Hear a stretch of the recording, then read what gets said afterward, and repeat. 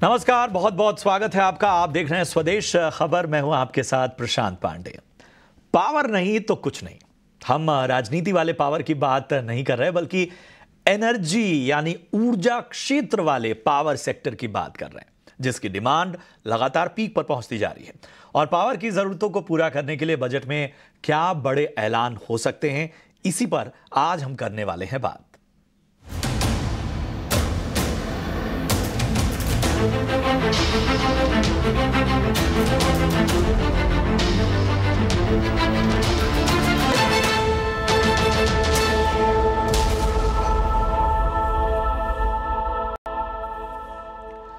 Industry हो या infra या फिर रेलवे या आम कंज्यूमर, देश की विकास की रफ्तार के लिए चाहिए पावर।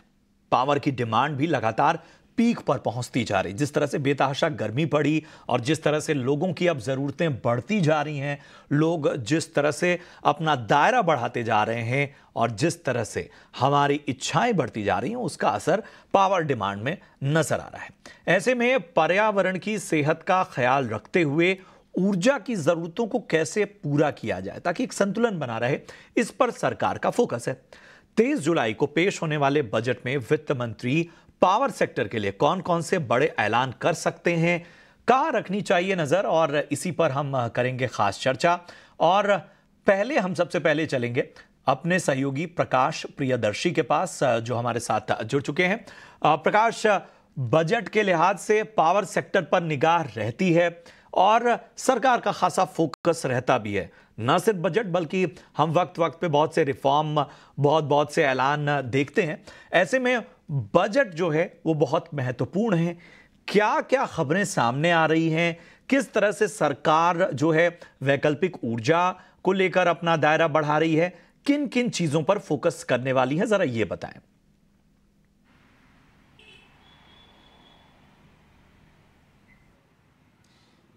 देखिए, जो जानकारी हमें मिल रही है उसके हिसाब से सरकार आगामी बजट में पावर सेक्टर के लिए कुछ अहम ऐलान कर सकती है। हालांकि कई इम्पोर्टेंट ऐलान पहले किए जा चुके हैं और उसका इम्पैक्ट हम देख रहे हैं, लेकिन जो प्रस्ताव ऊर्जा मंत्रालय की तरफ से वित्त मंत्रालय को भेजे गए हैं उसके हिसाब से कुछ अहम ऐलान हो सकते हैं। सूत्र हमें बता रहे हैं कि करीब 50,000 मेगावाट की क्षमता के जो ट्रांसमिशन प्रोजेक्ट्स हैं उसकी घोषणा हो सकती है। उसके लिए सरकार फाइनेंशियल एलोकेशन करेगी और साथ ही साथ इसके पीछे का जो मकसद है वो ये है कि 500 गीगावाट रिन्यूएबल एनर्जी का जो इवैक्यूएशन टारगेट है, यानी कि जो जिस रिन्यूएबल एनर्जी का जनरेशन होगा उसको ट्रांसमिशन के जरिए देश के तमाम हिस्सों तक ले जाना है। उसके लिए जो कॉम्प्रिहेंसिव ट्रांसमिशन प्लान तैयार किया गया है उसमें करीब 50,000 मेगावाट की कैपेसिटी के जो ट्रांसमिशन प्रोजेक्ट्स हैं उसकी मंजूरी सरकार देगी। साथ ही साथ करीब 4,000 मेगावाट की कैपेसिटी के जो पंप स्टोरेज प्रोजेक्ट्स हैं उसको भी मंजूरी दी जाएगी। इसके अलावा कुछ और इम्पॉर्टेंट प्रोजेक्ट्स हैं, जैसे हाइड्रो प्रोजेक्ट्स है, उसके लिए एक नई हाइड्रो पॉलिसी की घोषणा सरकार कर सकती है और नॉर्थ ईस्ट के जो स्टेट्स हैं वहाँ पर जो हाइड्रो प्रोजेक्ट्स चल रहे हैं उनके लिए स्पेशल एलोकेशन किया जाएगा, इसकी भी घोषणा सरकार करेगी। साथ ही साथ अब अगर आप रिन्यूएबल एनर्जी पर फोकस करें तो एक स्कीम है पीएम सूर्योदय योजना, जिसकी घोषणा प्रधानमंत्री पहले कर चुके हैं पिछले बजट में, यानी कि अंतरिम बजट में भी वित्त मंत्री ने इसकी घोषणा की थी। उसके लिए फंड एलोकेशन किया गया था। अब हमें जानकारी मिल रही है कि इस स्कीम के दायरे को बढ़ाने के लिए अतिरिक्त फंड का आवंटन सरकार आगामी बजट में कर सकती है, जो कि कम्प्लीटली डिमांड बेस्ड होगा, क्योंकि इसमें लोगों ने काफ़ी दिलचस्पी दिखाई है। जो तीसरा अहम ऐलान जो कि संभव है, जो कि हमें जानकारी मिल रही है, उसके हिसाब से सरकार एक नई स्कीम की घोषणा कर सकती है। और ये स्कीम इसलिए कि वैसे हाउस होल्ड्स जो कि अभी तक इलेक्ट्रिफिकेशन के दायरे में नहीं हैं, अभी तक उनके घरों तक इलेक्ट्रिफिकेशन नहीं किया गया है, बिजली नहीं पहुंचाई गई है, उसके लिए एक नई स्कीम की घोषणा की जा सकती है। उसका नाम होगा जनमन, और ये खासकर उन ट्राइबल इलाकों को ध्यान में रखते हुए किया जा रहा है जहां पर अभी भी तमाम करीब 5 लाख से ऐसे हाउस होल्ड्स हैं जिनका इलेक्ट्रिफिकेशन नहीं हुआ है, और इसके लिए सरकार करीब 2000 से 2500 करोड़ रुपए का आवंटन कर सकती है। इसके अलावा अगर आप उन राज्यों पर नज़र डालें जिन राज्यों में इसका फ़ायदा दिया जाएगा, वो है उत्तर प्रदेश, आंध्र प्रदेश, राजस्थान और नॉर्थ ईस्ट के कई स्टेट्स हैं जो इसमें शामिल है। आरईसी को इसका सबसे ज़्यादा बेनिफिट होगा क्योंकि वो एक नोडल एजेंसी बनेगी, और साथ ही साथ डिस्कॉम्स के लिए भी कुछ ऐलान किए जाएंगे जिसमें कि अगर उनका एटीएनसी लॉसेज प्राइसेस 15% से नीचे जाता है तो उन्हें अतिरिक्त फाइनेंशियल असिस्टेंस का फ़ायदा सरकार देगी। तो ये तमाम ऐसे प्रस्ताव हैं जो कि ऊर्जा मंत्रालय की तरफ से वित्त मंत्रालय को भेजे गए हैं और इस बात की संभावना है कि सरकार आगामी बजट में इसका ऐलान करे। जी बने रहिए प्रकाश हमारे साथ। इस बीच हमारे साथ एक बेहद खास मेहमान जुड़ चुके हैं। रुपेश सांखले साहब हमारे साथ जुड़े हुए हैं, वीपी रिसर्च एलारा कैपिटल से। रुपेश जी, बहुत बहुत स्वागत, हमें समय देने का बहुत बहुत शुक्रिया। आपने भी तमाम बातें सुनी होंगी प्रकाश की, और आप सभी की भी नज़र पावर सेक्टर में रही है। हमने हाल फिलहाल देखा, खासतौर पर बाजार के हिसाब से देखें तो जिस तरह से ऊर्जा क्षेत्र और इससे जुड़े हुए बाकी जो कंपनियां रही हैं उनमें रैली नजर आई। बड़ा फोकस वाला सेक्टर ये बन जाता है। कहां निगाह रखनी चाहिए और क्या क्या वो चीजें हैं जिसको लेकर इंडस्ट्री थोड़ी निगाह बनाई हुई है इस बजट में, खासतौर पे पावर सेक्टर को लेकर? अगर आप डिमांड की बात करेंगे तो हमने देखा कि लास्ट ईयर जो पीक डिमांड हुआ था तो 250 गीगावाट तक गया था, जो लास्ट ईयर सेम 220 गीगावाट का पीक डिमांड था। तो डेफिनेटली ये मार्केट को सरप्राइज किया है।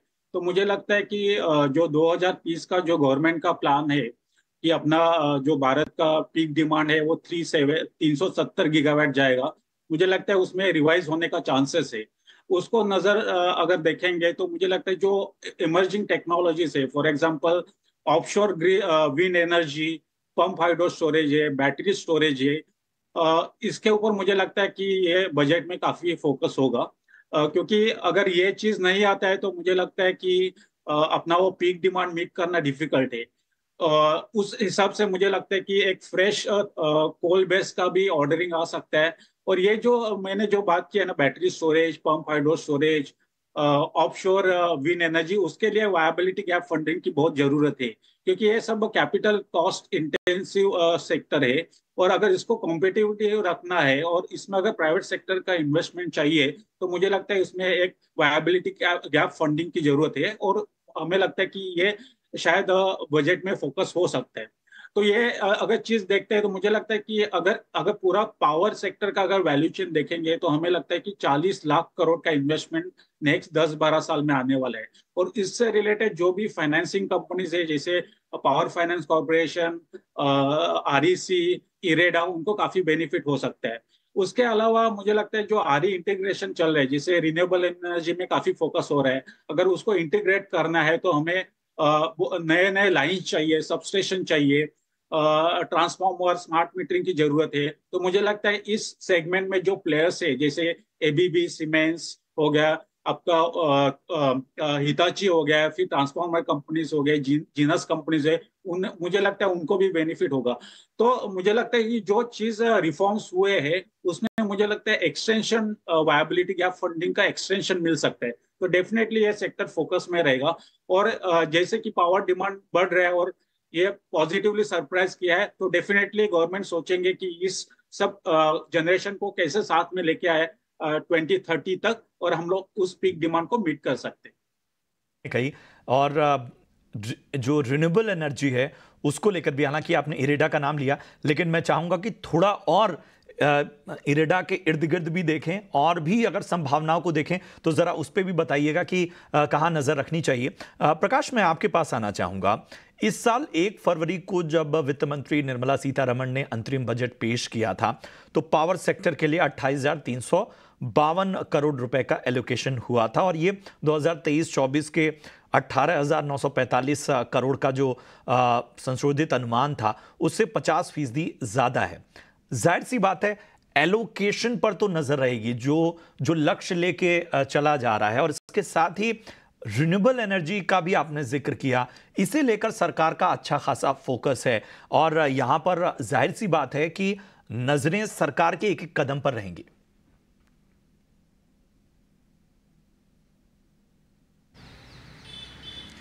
जी बिल्कुल। और सबसे इम्पॉर्टेंट बात यह है कि सरकार इस बात को लेकर काफ़ी आश्वस्त नज़र आ रही है कि वो जो ग्रोइंग एनर्जी नीड है कंट्री का, खासकर पावर की बात करें, उस किसी भी तरह के डिमांड को मीट करने के लिए तैयार है। और आपने देखा कि हमने पिछले महीने ही करीब 250 गीगावाट के टारगेट को डिमांड को हासिल किया, जो पीक आवर डिमांड था, वो अपने आप में एक रिकॉर्ड है और आपकी इंस्टॉल कैपेसिटी इतनी ज़्यादा है कि आप आसानी से इस टारगेट को हासिल कर सकते हैं। At the same time government को इस बात का अंदाज़ा है कि जो इकॉनमी का एक्सपेंशन है उसमें तेज़ी आ रही है, लिहाजा पावर डिमांड में बढ़ोतरी होगी और इस वक्त रिन्यूएबल एनर्जी की कैपेसिटी उतनी नहीं है कि वो एक ऑल्टरनेटिव मीडियम के तौर पे काम करे और थर्मल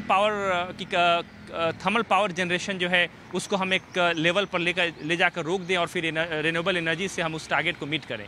ये संभव इस वक्त नहीं है, आने वाले दिनों में हो जाए, क्योंकि ओवरऑल हमारी जो इंस्टॉल कैपेसिटी है उसमें रिन्यूएबल की अगर आप हिस्सेदारी देखें तो करीब 40% से ज़्यादा हो गई है, जो कि हम टारगेट से ज़्यादा है, लेकिन फिर भी वो इतना सफिशिएंट नहीं है कि जो हमारी इस वक्त की डिमांड है उसको पूरी की जा सके। लिहाजा 80,000 मेगावाट की कैपेसिटी के जो थर्मल पावर प्रोजेक्ट्स हैं उसकी घोषणा सरकार कर चुकी है कि वो अगले 3 से 4 सालों में इसको इंस्टॉल करेगी और 20,000 मेगावाट की कैपेसिटी के जो प्रोजेक्ट्स हैं उसकी घोषणा जल्द की जाने वाली है और इसके लिए कई दौर की बैठकें कंपनियों के साथ, जो इक्विपमेंट मैन्युफैक्चरर्स हैं उनके साथ, जो पावर प्रोड्यूसर्स हैं उनके साथ हो चुकी है। लिहाजा सरकार अपने टारगेट को लेकर आश्वस्त है। रिन्यूएबल एनर्जी की जहाँ तक आप बात कर रहे थे, सोलर पीवी मॉडल्स और सोलर सेल्स की मैन्युफैक्चरिंग के लिए 2 PLI स्कीम की घोषणा सरकार ऑलरेडी कर चुकी है 24,000 मेगावाट की कैपेसिटी से। पंप स्टोरेज के लिए, बैटरी स्टोरेज के लिए पिछले बजट में भी ऐलान किया गया था। तो जो PLI स्कीम है उसकी घोषणा की जा चुकी है। एक और PLI स्कीम जिसकी चर्चा हमें सुनने को मिल रही है, हालांकि अभी तक इस बात में स्पष्टता नहीं आई कि क्या आगामी बजट में इसका ऐलान किया जाएगा, वो है केबलिंग के लिए। जो अंडरग्राउंड केबलिंग होती है उसके लिए सरकार वायबिलिटी गैप फंडिंग की घोषणा कर सकती है। इस प्रस्ताव पर काम करने की शुरुआत पावर मिनिस्ट्री ने कर दी है, लेकिन अभी तक ये कंफर्मेशन नहीं है कि क्या वो आगामी बजट में आएगा। लेकिन हाँ, सरकार के एजेंडे में है और सरकार उस पर आगे बढ़ेगी और इसको लेकर प्रस्ताव भी तैयार किया गया है। बिल्कुल। इसके अलावा अगर आप देखें तो कुछ चीजें हो सकता है, कुछ रिन्यूएबल एनर्जी कैपेसिटी को बढ़ाना है, बजट के बाद की पाइपलाइन में हो, उसकी जो टाइमलाइन हो वो उसके बाद की हो, लेकिन पावर सेक्टर में रिफॉर्म हो रहे हैं, बड़े बदलाव हो रहे हैं और आगे भी होते रहेंगे। शुक्रिया करेंगे प्रकाश आपका इस विस्तृत जानकारी के लिए, तमाम इंसाइट्स के लिए। और रुपेश जी, मैं आपके पास आना चाहूंगा। अगर हम सरकार के फोकस की बात करें तो सरकार का हाल फिलहाल फोकस जाहिर सी बात है जो वैकल्पिक ऊर्जा है उस ओर है, ताकि जिस लक्ष्य की बात की जा रही, जिस टारगेट की बात की जा रही है वो मीट हो पाए। नेशनल ग्रीन हाइड्रोजन मिशन उसमें एक अहम है। इसके अलावा bio energy initiative, hydraulic projects, अभी हमारे सहयोगी प्रकाश भी बता रहे थे, आपने भी चर्चा की कि केबलिंग और बाकी चीजों को लेके अगर इस पूरे कह सकते हैं बुके को देखें, जब हम इसके अलग अलग चीजों को एक जगह इकट्ठा करते हैं तो हम मानते हैं कि केवल वो फ्लैगशिप कंपनियां ही नहीं, जैसा हमने कहा इरेडा, PFC, REC, बहुत सी और भी कंपनियां शायद इससे लाभान्वित होंगी। कहां रखी जाए नजर? अगर हम लोग बैटरी स्टोरेज की बात करेंगे तो मुझे लगता है कि JSW एनर्जी ने एक अच्छा मूव किया है वहां पे, और उनका मैनेजमेंट काफी अग्रेसिव है बैटरी स्टोरेज को करने के लिए। तो मुझे लगता है बैटरी स्टोरेज का कम से कम 40,000 मेगावाट का टारगेट है 2030 तक। और बैटरी स्टोरेज में जो कॉस्ट कम हुआ है, जो टैरिफ, जो रेंटल चार्जेस होता है वो काफी हद तक कम हुआ है। मुझे लगता है और थोड़ा सब्सिडी आ जाता है तो मुझे लगता है ये एक सेक्टर वायबल होगा।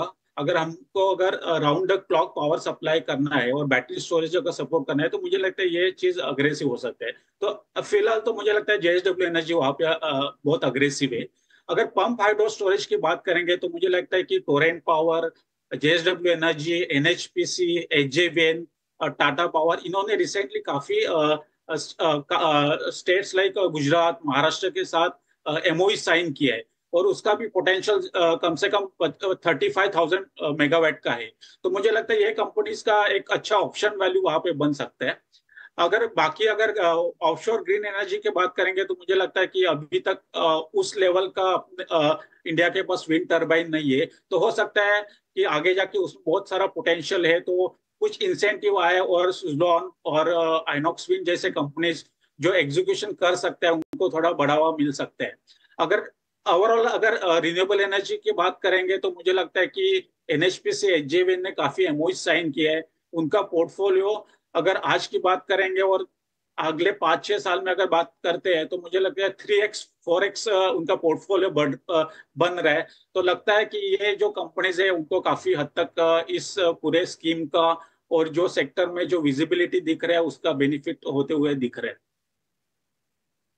देंगे रुपेश जी, बहुत अच्छी चर्चा रही और उम्मीद यही करते हैं कि इस चर्चा से जो मोती निकले हैं, जी हाँ, उन पर आप नजर रखिए। और खास तौर पे ईटी नाउ स्वदेश की कोशिश भी यही रहती है कि आपको कॉन्क्रीट जानकारी दी जाए। पहले बजट को लेकर जो हमारा ये खास इनिशिएटिव है, ये जो खास कह सकते हैं कवरेज है, उसका मकसद यही है कि जरा हम बताएं कि बजट की बेसिक बातें जो हैं हर सेक्टर की वो क्या है, सरकार का फोकस कहां है, और उस लिहाज से आपको हमने बताया किन सेक्टर, किन स्टॉक का और किस तरह से नजर रखनी है, आप कहां पर फोकस करेंगे और कौन सी कंपनियां आपको रिवॉर्ड देंगी, ये आपको बेहतर तरीके से हमने आपको बताया।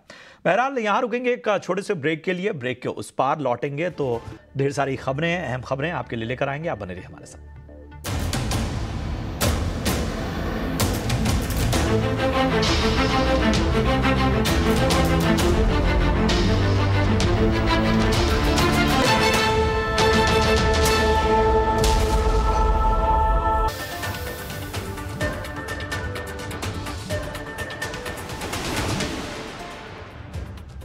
स्वागत है आपका ब्रेक के बाद। आप देख रहे हैं स्वदेश खबर। निफ्टी आज रिकॉर्ड ऊंचाई पर बंद हुआ। इंट्राडे में पहली बार 24,600 के पार निकला। बैंक निफ्टी में भी करीब 180 अंकों का उछाल दिखा। बाजार का हाल बता रहे हैं मेरे सहयोगी अंश भीलवाड़। तो निफ्टी ने 24,600 का मार्क पहली बार छुआ और ये दूसरा सेशन है जब हमें लगातार रिकॉर्ड हाई लेवल दिख रहे हैं। एक्चुअली 2 सेशन पहले ही निफ्टी ने अपने एक बहुत ही की कंसोलिडेशन पैटर्न से ब्रेकआउट दिया है, वो 24,450 मार्क से। तब से निफ्टी में काफ़ी पॉजिटिविटी और बुलिश कंडीशन सेंटिमेंट नज़र आता है। जबकि दूसरे ब्रॉड इंडिसेस की बात की जाए तो मिड कैप ने भी आज रिकॉर्ड हाई का स्तर छुआ। साथ ही साथ ये तीसरा सेशन था जब हमें लगातार खरीदारी नजर आई। स्मॉल कैप की बात की जाए तो स्मॉल कैप ने तो रिकॉर्ड हाई नहीं छुआ, लेकिन उसका भी ये तीसरा सेशन था जब हमें लगातार खरीदारी नजर आई। अब सेक्टर इंडिसेस की बात की जाए तो निफ्टी पीएसयू बैंक आज टॉप सेक्टोरल इंडेक्स के तौर पर नजर आते हैं, जो कि करीबन 3% की तेजी के साथ बंद होते हुए नजर आए। और इसके टॉप गेनर्स में हमें इंडियन ओवरसीज बैंक नजर आता है।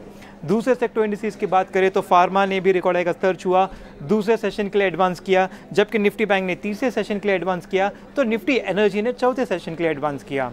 और इंडिसेस को देखा जाए तो यहाँ पे हम देख रहे हैं कि रियलिटी और ऑटो इंडेक्स का 3 सेशन से लगातार बिकवाली चल रहा था और अब जाकर हरे निशान में बंद होते हुए नजर आए। सेक्टर लूजर की बात की जाए तो यहाँ पे सिर्फ और सिर्फ निफ्टी आईटी इंडेक्स एक मेजर सेक्टर इंडेक्स है जो नजर आ रहा है लाल निशान में बंद होते हुए। दरअसल निफ्टी आईटी इंडेक्स की शुरुआत तो काफी पॉजिटिवली हुई थी, साथ ही साथ आज रिकॉर्ड हाई का स्तर भी छुआ था, लेकिन गेंस को ज्यादातर होल्ड नहीं कर सके, इसलिए फिसल के लाल निशान में बंद होते हुए नजर आए। बट ओवरऑल मार्केट देखा जाए तो काफी पॉजिटिव रहा है। चलिए बढ़ते हैं आगे। खबरों के दम पर आखिर आज कहां एक्शन दिखा, जानते हैं मेरे सहयोगी शरद दुबे से। एक्शन भरे शेयरों का पावर पंच, 5 का पंच। जी बिल्कुल, आपका स्वागत है 5 का पंच में, जहाँ पे हम दिन के ट्रेड में 5 अहम थीम स्टॉक्स लाते हैं, जहाँ पे मूवमेंट्स देखने मिल रहा है। कभी खबर के दम पे होता है, कभी थीमेटिक होता है, कभी वैल्यूएशन पे होता है, तो कभी टेक्निकल पे होता है। तो आज जो है सबसे पहले हम बात करेंगे टायर स्टॉक्स पे। हमें पता है कि सीएट, अपोलो टायर्स, एमआरएफ ने जो है जुलाई के महीने में और मिड जुलाई में भी जो है प्राइस हाइक्स लिए हैं, लगभग 1 से लेकर 2.5% अक्रॉस कैटेगरीज। और इसके अलावा हमने थोड़ी प्राइसेस चेक किए। किसके प्राइसेस चेक किए? वो है आपके नेचुरल रबर प्राइसेस के। वो मार्च के हाई से लगभग 11% का गिरावट देखने मिला है। अब ये नेचुरल रबर प्राइसेस इंपॉर्टेंट इसलिए होते हैं क्योंकि जब एक टायर बनता है तो 20 से लेकर 40% तक का जो रॉ मटेरियल कॉस्ट है इसमें लगता है। तो ऑफकोर्स 3-4 इंपॉर्टेंट जो है ट्रिगर्स देखने मिले टायर स्टॉक्स के लिए, तो उनमें जो है सारे स्टॉक्स में आज अच्छी तेज़ी देखने मिली है। और याद रखिए रिप्लेसमेंट डिमांड ये भी बढ़ते जा रहा है, तो इस पे भी फोकस रहेगा। फार्मा स्टॉक्स की बात करते हैं तो निफ्टी फार्मा इंडेक्स अपने लाइफ टाइम हाई उसको टच किया पिछले साल से, लेकिन अभी तक 48% का रिटर्न तो सिर्फ निफ्टी फार्मा इंडेक्स ही दे दिया है। कुछ अहम ट्रिगर भी है जिसको फोकस रहेगा, क्योंकि जो यूएस मार्केट है वहाँ पे डबल डिजिट ग्रोथ का अनुमान है फर्स्ट क्वार्टर में, इंटरेस्टिंगली क्रैम सेगमेंट भी अच्छा करेगा और भारत के बिजनेस में भी जो है प्राइस हाइक्स के कारण एक वॉल्यूम ग्रोथ देखने मिल सकता है। तो ट्रिगर्स तो बहुत हैं और इम्पॉर्टेंटली औरोबिंदो फार्मा ने भी जो है जुलाई 18 को अपने बोर्ड मीटिंग करेंगे जहाँ पे वो अपनी पहली शेयर बाईबैक पे विचार करेंगे। और इसके अलावा बहुत सारे जो है फार्मा कंपनीज़ के जो है ANDA अप्रूवल्स का भी जो है एक पॉजिटिव मोमेंटम आज स्टॉक्स में देखने मिला और आज सारी फार्मा स्टॉक्स में एक अच्छी तेज़ी आई है। दो थीमेटिक बात तो मैंने आपको कह दी, सबसे पहले टायर स्टॉक्स और दूसरा फार्मा स्टॉक्स। तीसरा स्टॉक रहेगा गॉडफ्री फिलिप्स। ये स्टॉक जो है लगभग 190% रिटर्न सिर्फ एक साल में ही दे दिया है। अगर देखा जाए तो सिगरेट रिलेटेड स्टॉक्स में भी अच्छी तेज़ी आ रही है और बजट में एक्सपेक्टेशन है कि अगर कुछ बड़ा अनाउंस नहीं हो तो अगले 6 से लेकर 7 महीने तक जो है रेगुलेशन कम रहेगा तो सिगरेट रिलेटेड स्टॉक्स में तेज़ी आएगी। पर गॉडफ्री फिलिप्स आउट परफॉर्म किया है VST इंडस्ट्रीज़ को भी और बड़े ITC को भी।